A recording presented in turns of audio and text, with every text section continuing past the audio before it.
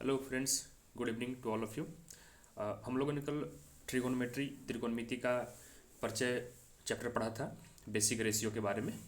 और आज का हमारा टॉपिक है त्रिकोणमिति के कुछ अनुप्रयोग। अनुप्रयोग बेसिकली हम लोग इसको हाइट एंड डिस्टेंस के चैप्टर के नाम से जानते हैं। ठीक है, इसमें हम लोग जो पिछले चैप्टर में पढ़े हैं उसका इस्तेमाल किस तरीक़ा से कर सकते हैं। ठीक है, तो आइए पहले एक फिगर द्वारा कुछ समझते हैं कुछ पॉइंट्स को। ये देखिए, ये जो पॉइंट नज़र आ रहा है, ये लाइन, ये रेखाखंड यहाँ से, ये हमारे पास एक बेसिक लेवल है। मान के चलिए ये ज़मीन है हमारे पास, और इस ज़मीन पर ये कोई आदमी खड़ा है, ये क्या है, एक कोई इंसान खड़ा है। और ये जो पॉइंट सी है ऊपर, यहाँ पर कोई वस्तु है, यहाँ पर कोई वस्तु है।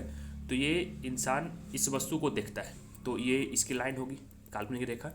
ठीक है, इस लाइन के थ्रू वो देख पाएगा ऊपर, इसके आँख और ये वस्तु के बीच की लाइन। ठीक है, तो ये जो रेखा हो गई, ये रेखा क्या कहला गई, ये कहला गई दृष्टि रेखा। ठीक है, इंसान यहाँ से अपने आँख से देख रहा है, इस वस्तु को देख रहा है, तो बीच में कोई एक हाइपोथेटिकल एक काल्पनिक रेखा बनेगी ना, वही क्या हो गया, एक दृष्टि रेखा उसको बोलते हैं। ठीक है, आगे सेकंड पॉइंट कि ये इंसान यहाँ पर था।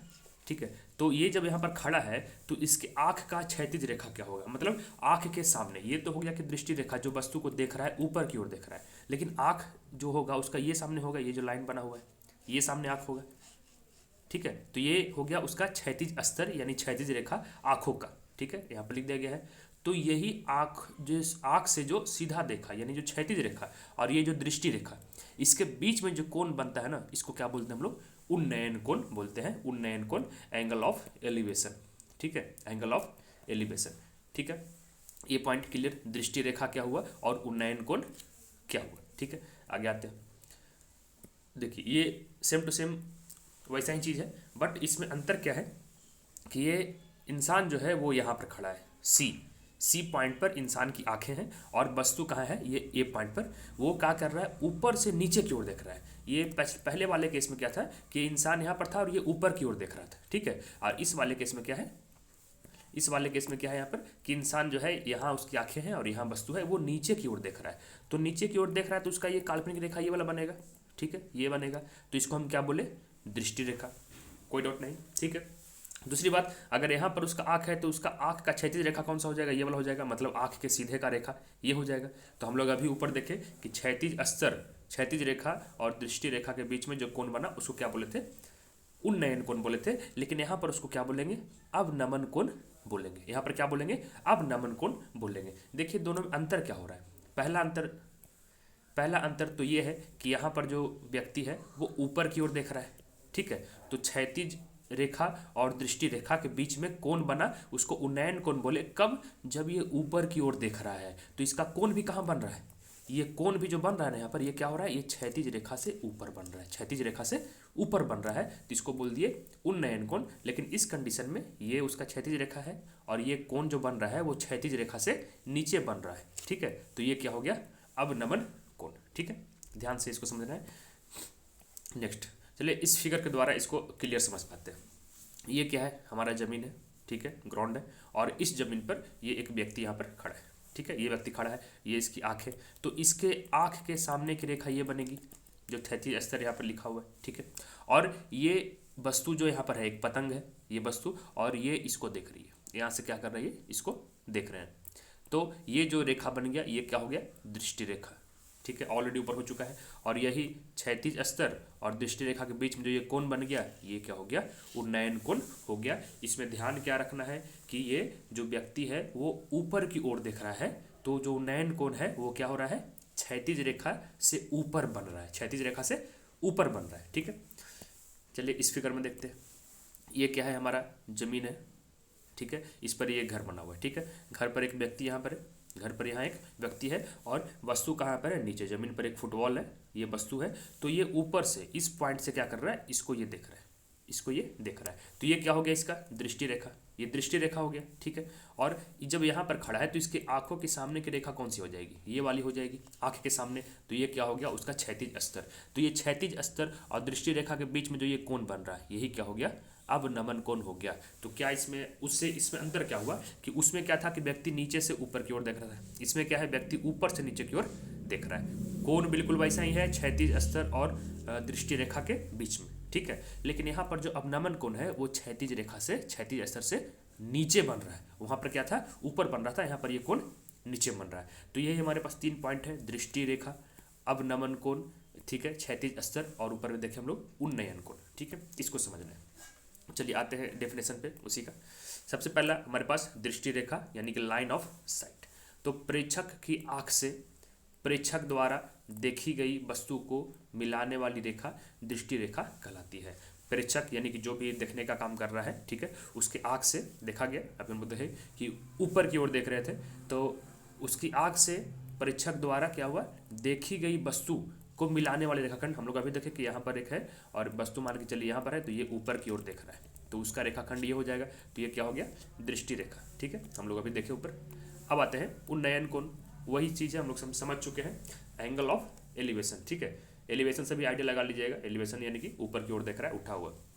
तो देखिए दृष्टि रेखा और क्षैतिज रेखा से बना कोण उन्नयन कोण कहलाता है यदि यह क्षैतिज रेखा से ऊपर होता है। हम लोग अभी देखें कि उन्नयन कोण और अवनमन कोण दोनों क्या हो रहा है, दृष्टि रेखा और क्षैतिज रेखा के बीच में ही बन रहा है, लेकिन क्षैतिज रेखा से ऊपर बन रहा है तो क्या होगा, उन्नयन। क्या होगा, उन्नयन। उसी तरीके से अगर क्षैतिज रेखा से नीचे बन रहा है तो क्या हो जाएगा, अवनमन, ठीक है। याद रखना है, नीचे से ऊपर देख रहे हैं तो उन्नयन कोण, ऊपर से नीचे देख रहे हैं तो अवनमन कोण, ठीक है। आते नेक्स्ट पॉइंट।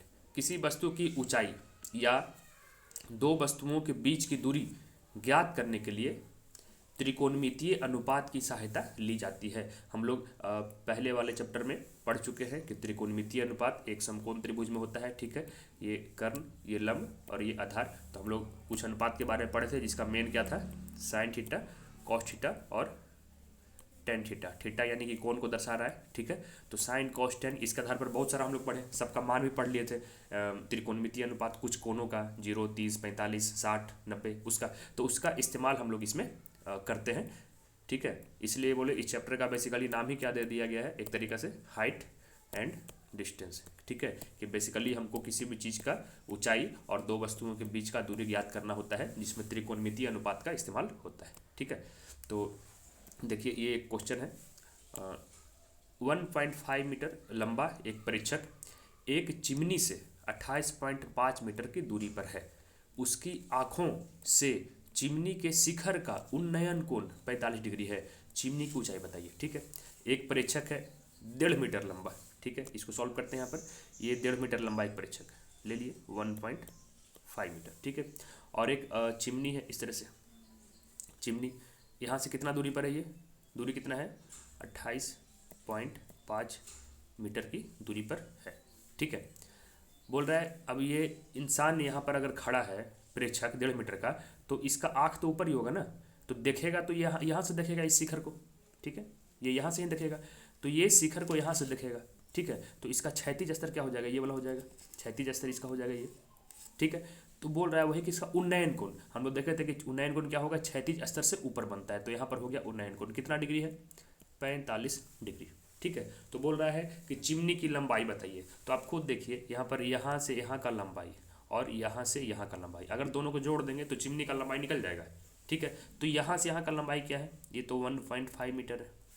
क्यों, क्योंकि ये जो प्रेक्षक था उसका लंबाई था 1.5 मीटर, तो इसी के बराबर ये क्या हो गया 1.5 मीटर। उसी तरीक़ा से ये जो दूरी था कितना था 28.5 मीटर, तो ये भी तो दूरी है ना, उतना ही है ना, तो ये भी कितना हो जाएगा 28.5 मीटर। तो हमको बेसिकली निकालना क्या है, ये वाला, सिर्फ ये वाला मान के चलिए, इसको x, क्या मान के चलिए x, ठीक है। यहाँ पर कोण पता है, क्या पता है 45 डिग्री, ठीक है। अब अगर इसको एक समकोण त्रिभुज के हिसाब से आप देखें तो क्या लग रहा है कि यहाँ पर समकोण है, ये कोण है 45 डिग्री, तो इसके लिए ये x क्या हो गया लंब, और ये क्या हो गया नीचे आधार। तो मेरे पास आधार का पता है तो और लंब निकालना है, तो आधार और लंब के बीच में अनुपात क्या पढ़े थे हम लोग, tan थीटा पढ़े थे, ठीक है। तो tan और थीटा यानी 45 डिग्री यहाँ पर दिया गया है, तो tan 45 का मान कितना था, लंब बटे आधार बराबर क्या था 1 था, ठीक है। कितना था 1 था। 1 कब होगा, जब लंब और आधार दोनों क्या है बराबर है, यानी यहाँ से निकाल सकते हैं P बराबर B। तो B पता है 28.5 मीटर है, तो पी भी यानी कि एक्स का मान भी कितना हो जाएगा 28.5 मीटर हो जाएगा। एक्स का मान कितना हो जाएगा 28.5 मीटर। तो बोलेगा ये पूरा चिमनी का लंबाई कितना है, तो भाई एक्स का मान 28.5 आ गया और नीचे ये 1.5 था, अगर दोनों को जोड़ देंगे तो क्या आ जाएगा 30 मीटर। क्या आ गया 30 मीटर। तो यही 30 मीटर क्या हो गया इस चिमनी का कुल लंबाई हो गया। ठीक है, कुल लंबाई हो गया। तो देखिए हम लोग ये ऊंचाई ज्ञात करने का काम किए, किसी कंडीशन में ये गायब रहेगा तो हम लोग दूरी भी निकालेंगे, ये निकालने का भी काम करेंगे। ठीक है, तो इस तरीक़ा से हम लोग सॉल्व करेंगे। ये बहुत ही छोटा चैप्टर है बेसिकली, जो हम लोग पहले पढ़े थे बस उसका छोटा सा इस्तेमाल है इसमें, और कोई बड़ा चैप्टर इसमें नहीं। ठीक है, तो इसको हाइट एंड डिस्टेंस के नाम से जानते हैं, पूरा त्रिकोणमिति का इस्तेमाल इसमें होगा। ठीक है, बहुत आसान है, कोण का मान याद होना चाहिए जो हम लोग पढ़े थे 0-30 वाला, और यहाँ से क्वेश्चंस बिल्कुल आते रहते हैं एग्जाम में। ठीक है, तो कुछ क्वेश्चंस का प्रैक्टिस कर लेना है, रिवीजन कर लेना है। इसके बाद हम लोग आएंगे नेक्स्ट चैप्टर जो हम लोग का है वो पढ़ने के लिए है ब्रीथ। ठीक है, तो ब्रीथ के बारे में हम लोग आगे जानकारी लेंगे। ठीक है, बने रहिए, रिवीजन करते रहिए। धन्यवाद।